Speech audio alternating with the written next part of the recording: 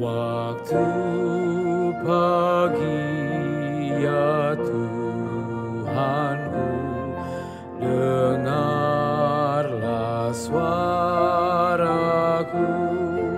menyampaikan doa teduh dan pandang wajah-Mu.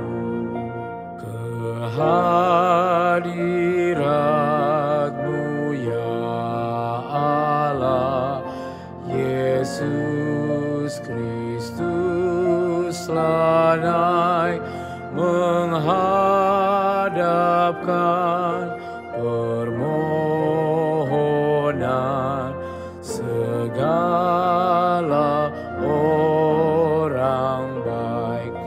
Pimpin aku ya Roh Allah dalam kebenaran, luruskan dan nyatakanlah segala kewajiban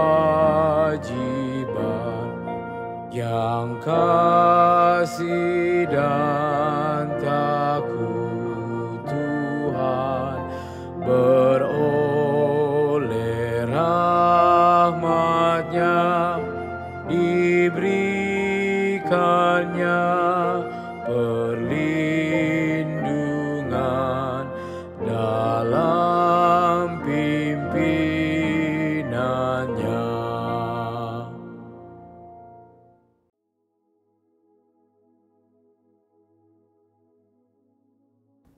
Shalom saudara-saudara yang penuh kasih, puji syukur dengan berkat Tuhan. Kita bertemu lagi hari ini di dalam firman Tuhan. Semoga kita diberkati dan juga mendapat nasihat yang baik pada hari ini. Mari kita berdoa. Ya Tuhan, Kau pimpin kami supaya kami mengerti nasihat-Mu hari ini. Di dalam nama Yesus, amin. Saudara-saudara, judul firman Tuhan pada hari ini adalah Epinefrina atau emosi yang menular. Matius 11 ayat untuk sama-sama kita renungkan dalam Amsal 13 ayat 20 berkata, siapa bergaul dengan orang bijak menjadi bijak, tetapi siapa berteman dengan orang bebal menjadi malang. Ayat ini begitu jelas mengatakan kepada kita, kalau kita bersama dengan orang bijak, kedepannya kita akan lebih bijak. Tapi kalau kita berteman dengan orang bebal, kemungkinan kedepannya juga menjadi orang yang bebal. Hati-hati saat dalam perhubungan atau persahabatan. Epinefrina juga disebut sebagai adrenalin, mendapat banyak perhatian sejak kebelakangan ini. Epinefrina digunakan sebagai obat dalam resusitasi kardiopulmonari sekiranya berlaku serangan jantung, kegagalan peredaran darah, serangan asma atau tindak balas alergik. Walaupun epinefrina telah disintesis dalam makmal selama lebih daripada 100 tahun, kelenjar supranella manusia telah merembeskan epinefrina sejak penciptaan manusia. Jadi saudara-saudara, malah kelenjar ini menghasilkan lebih banyak epinefrina apabila seseorang itu berhadapan dengan situasi berisiko tinggi seperti ketakutan atau ketegangan. Ini berlaku untuk memberi orang itu lebih tenang, tenaga, dan dengan itu bertahan daripada ancaman. Selain membekalkan tenaga, epinefrina mempengaruhi emosi kita dengan sebegitu rupa sehingga apabila kita mengambil bahan itu, kita mengalami perasaan yang mungkin positif, kegembiraan, kesyukuran, kepuasan, kegairahan, atau yang negatif, ketakutan, keputusasaan, kekecewaan, permusuhan. Jadi ada dua hal yang akan kita dapatkan dalam diri kita, positif dan negatif. Kalau kita lebih kepada positif, maka kita akan lebih kepada hal-hal kebaikan. Tapi kalau kepada negatif, maka hal-hal yang menakutkan dalam kehidupan kita. Ingatlah, Psikologi eksperimen telah mengkaji pesan bahan kimia ini terhadap emosi manusia selama beberapa dekade. Salah satu eksperimen pertama telah dijalankan oleh Stanley Schachter dan Jerome Singer. Mereka menyuntik sekumpulan pelajar dengan dos epinefrina untuk mengkaji kesan terhadap tingkah laku pembawaan mereka. Mereka menegaskan separuh daripada peserta untuk bersama dengan pasangan yang bertindak dengan riang dan suka bergurau, manakala yang separuh lagi dengan pasangan yang murung dan suka merengus, yang marah-marah. Jadi, apa yang terjadi kepada eksperimen mereka ini? Pada pelajar-pelajar yang dibuat eksperimen, apa terjadi? Diperhatikan bahwa semua peserta menunjukkan aktiviti emosi yang kuat daripada biasanya. Mungkin karena epinefrina. Tetapi apa yang menarik adalah terdapat perbezaan yang ketara antara kedua-dua kumpulan, merujuk kepada pasangan mereka yang menyenangkan atau yang suka merenggus. Lihat saudara-saudara, ada saja kesan-kesan terhadap seseorang antara positif dan juga negatif. Jadi, para penyelidik berharap bahwa reaksi mereka akan sama tanpa dipengaruhi oleh kehadiran kedua jenis pasangan itu.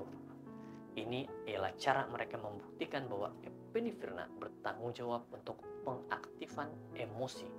Namun keputusannya itu berbeda.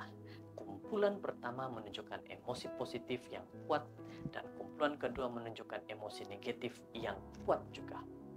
Jadi saudara-saudara, maksudnya kita harus berhati-hati dalam berhubungan persahabatan. Jangan sampai kita lebih kepada hubungan negatif. Pemerhatian ini mengesahkan bahwa kehadiran orang yang tenang dan gembira menghasilkan kesan yang sangat berbeda daripada mereka yang tegang dan menjengkelkan. Salah satu ciri orang bodoh ialah kemarahan. Sungguhnya, orang bodoh dibunuh oleh sakit hati. Ayub 5 ayat 2. Mari kita fahami ayat ini lagi. Orang bodoh dibunuh oleh sakit hati. Jadi saudara-saudara, jangan menjadi seperti ayat dalam Ayub 5 ayat 2 ini. Ayat hari ini memberi amaran kepada kita bahwa jika kita berjalan bersama dengan orang bebal, kita akan menjadi sama seperti mereka. Nampaknya kesannya tidak habis-habis. Kehadiran orang adalah lebih kuat daripada epinefrina atau adrenalin. Kesannya lebih besar terhadap seorang sahabat, siapa yang berada di sekeliling. Jadi saat ini, marilah kita membuat rancangan untuk bergaul dengan orang-orang bijak, supaya kita juga boleh menjadi bijak dan mengelak daripada seberang penglibatan aktif dengan orang-orang bebal.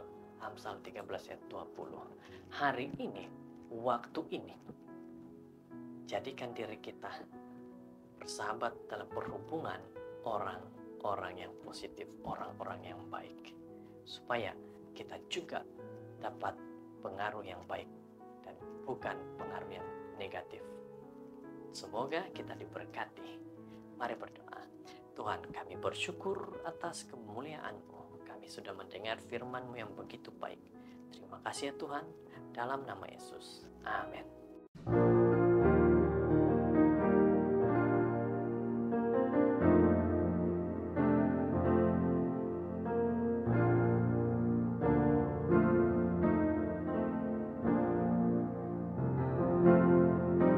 Waktu pagi ya Tuhanku, dengarlah suaraku menyampaikan doa teduh dan pandang wajah-Mu. Kehadirat-Mu ya Allah, Yesus Kristus lanai menghadapkan permohonan segala orang baik. Pimpin